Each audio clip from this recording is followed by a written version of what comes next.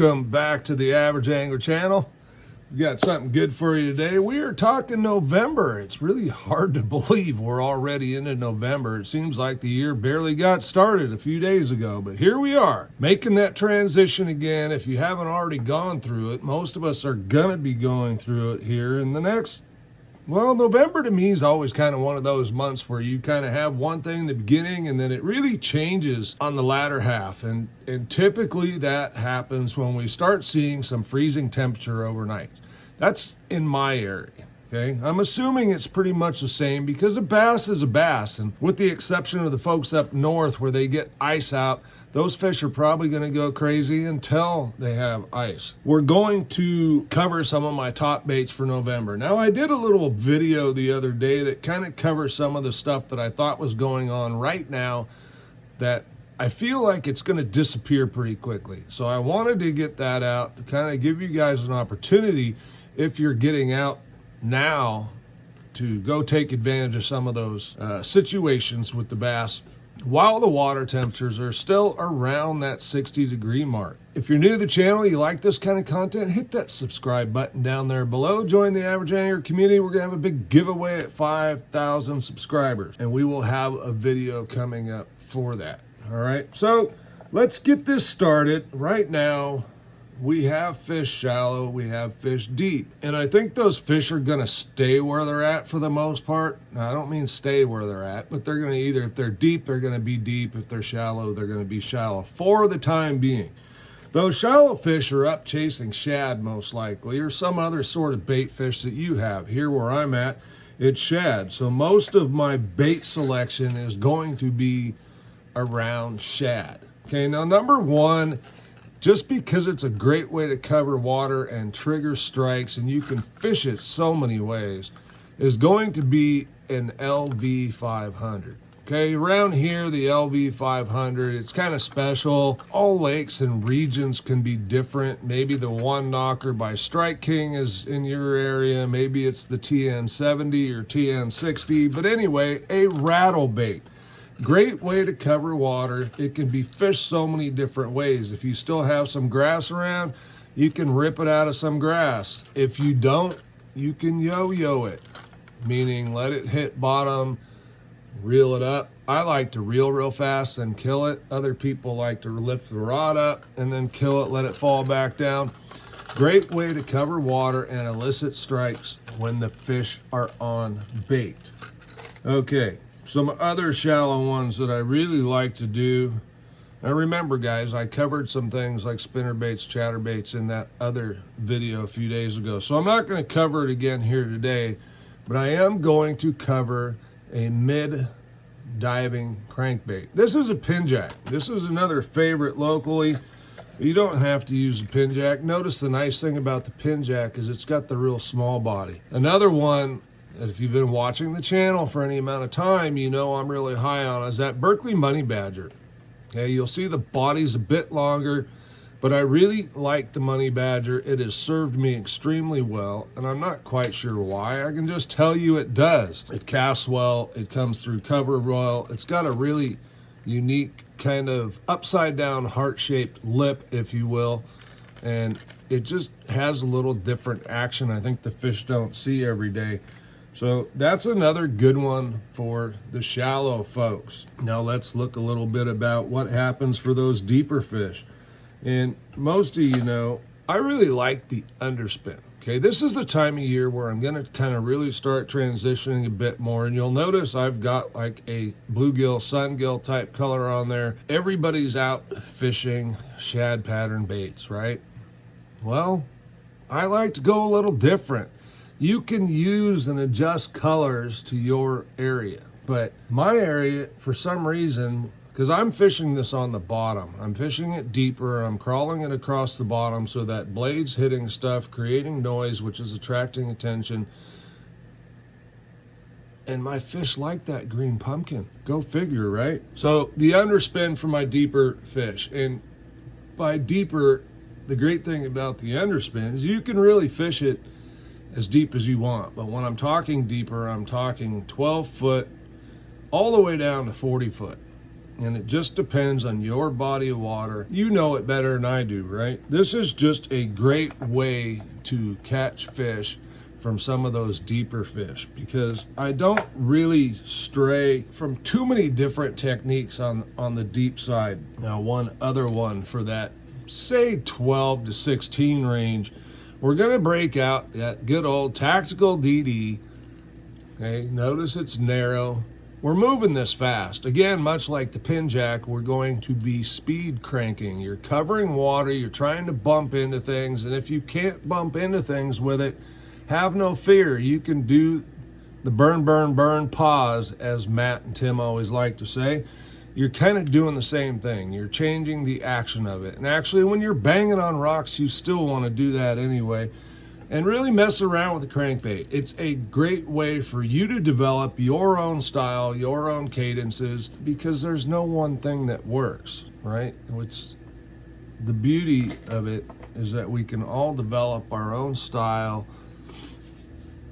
And if you need to go a little deeper, and this is with all of the crankbaits and hard baits essentially, if you need to go deeper, you can go to lighter line. If you need it to stay up shallower, you can go to a little heavier line. You can use your line size to adjust the depths at which our baits are running.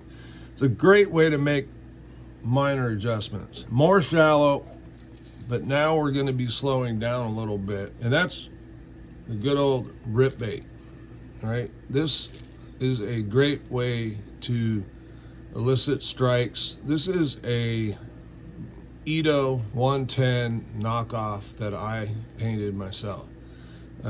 Great way to cover water, but it also enables us to slow down a bit. If you're using scope, the jerkbait's a great way to get the fish's reaction to how you're working the bait, the depths the bait's at. Remember, those floaters, they always want to feed up, so we need a bait to keep above them. So adjust your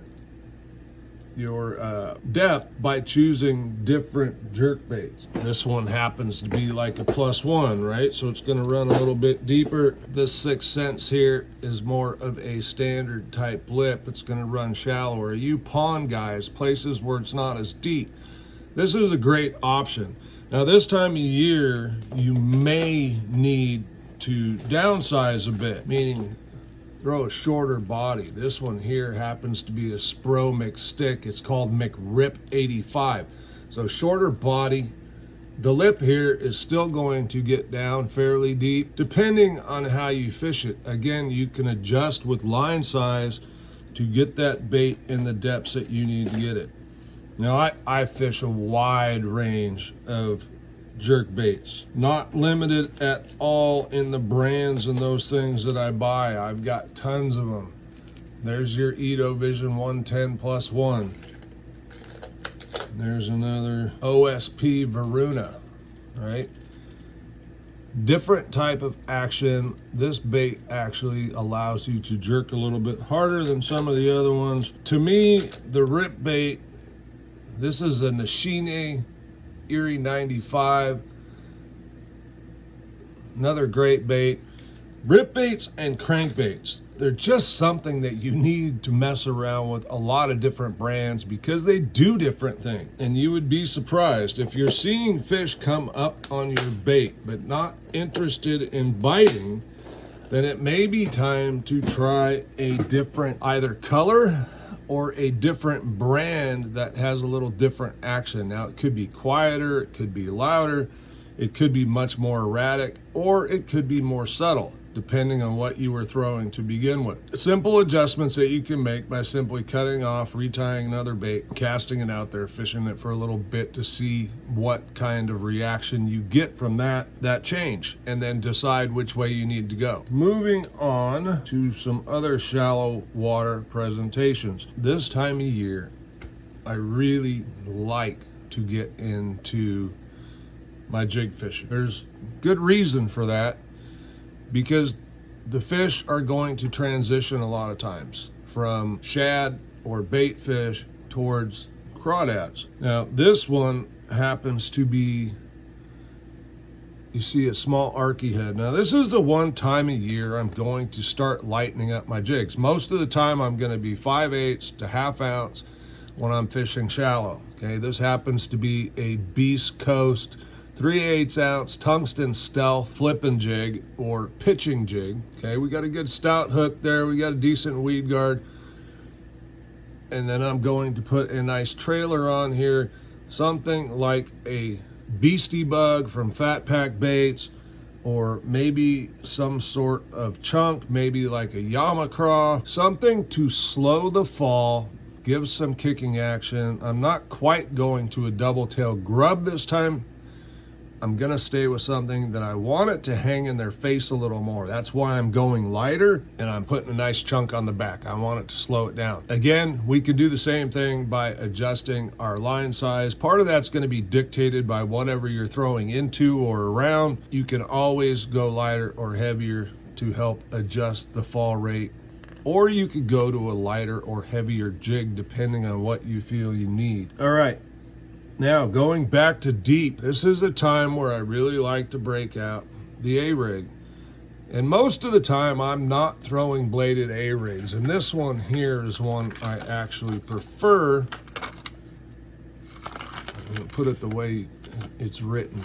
This is just a Yum 3-wire. I like the 3-wire because, again, I tend to fish them on the bottom. I love to cast out the A-rig, let it go to the bottom, and then slow reel it through the deeper water. Most of the time I like to do this in guts, along creek ledges, those kinds of things, back in pockets. I feel like I'm fishing for something a little different than what the masses are doing. I don't really want to be on the fish that the masses are fishing for. Obvious, right? It's more competition.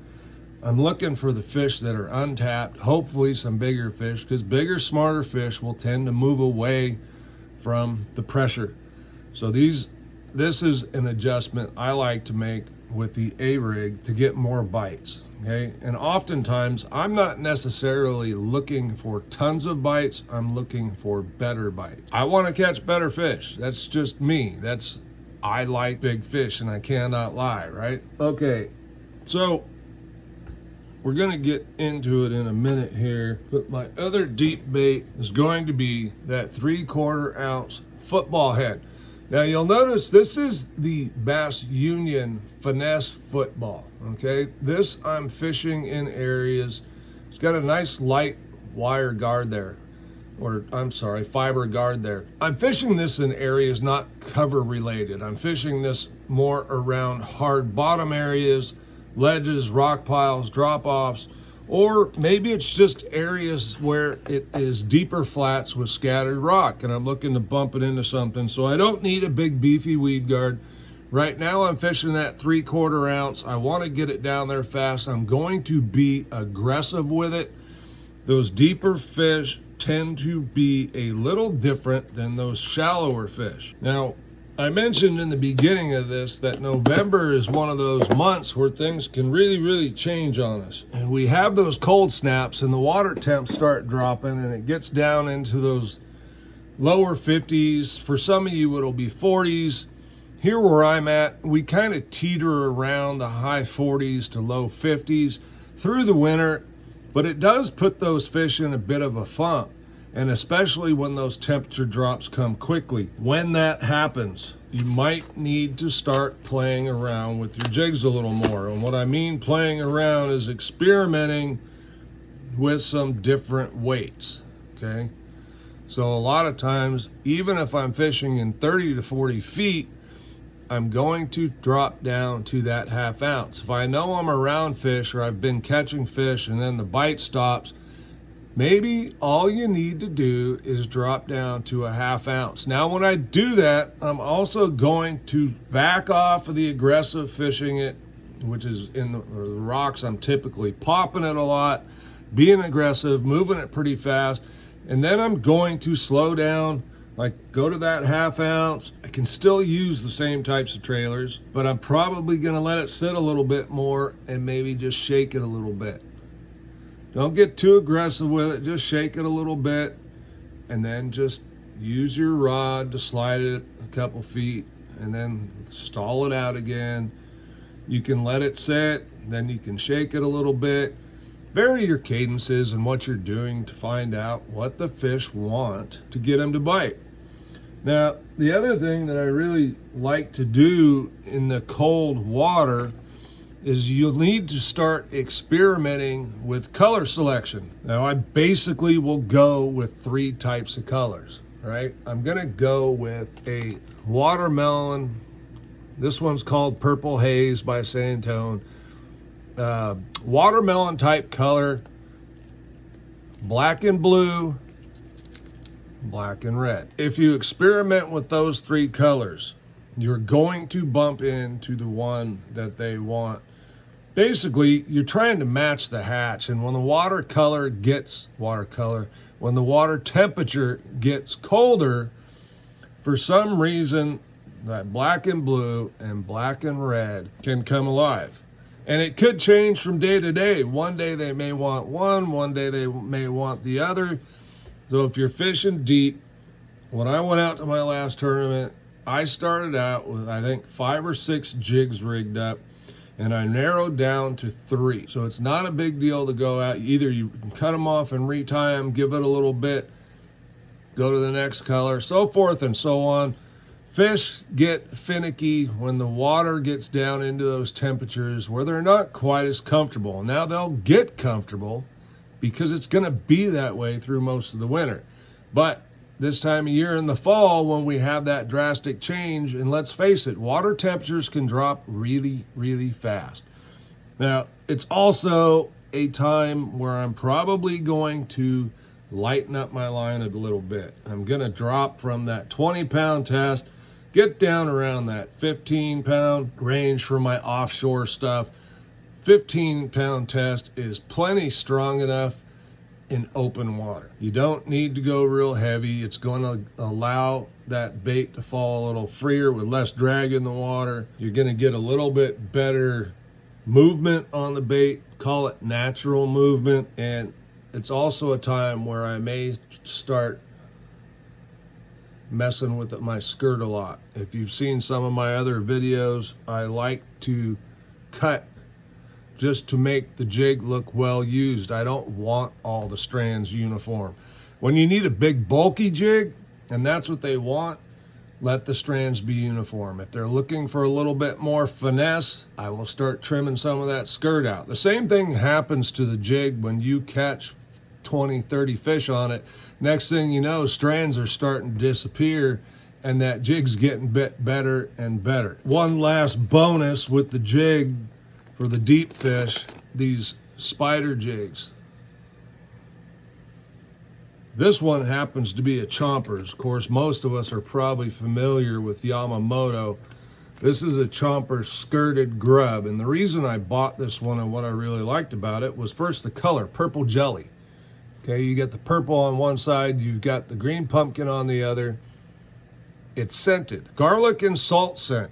So now I don't have to do anything to it. And in the winter time, when it's cold out, I don't like to mess around with stuff quite as much. Now you can still use Yamamoto's and they work very well. Yamamoto doesn't really have a color like that. So it gives me another option for a variety. And let's face it, as we mentioned earlier, if you're trying not to be like everybody else, Yamamoto's are very popular. In my area, the Chompers isn't. Okay, and these are inexpensive. Table Rock Bait and Tackle Company. All right. Hey, they're coming from Table Rock. They're probably pretty good, right? Now, for you shallow guys, this is a time where when that temperature drops, you're still going to have shallow fish. That's when I'm going to go away from the Pin Jack, because the Pin Jack's really meant to be fished fairly quick, and it only runs like 6 foot with 12-pound test. But the Money Badger runs deeper, but I'm probably going to downsize. This one happens to be a 7.25.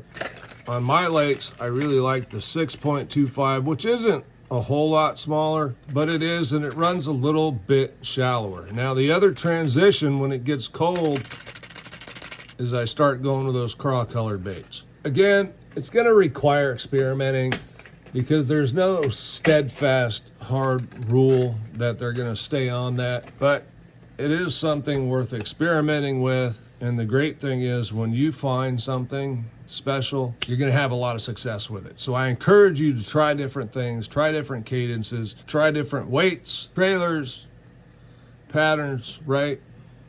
Trimming the skirt, not trimming the skirt, that kind of thing. When you're up shallow, mess around with the weights. Sometimes they're going to want it falling much faster.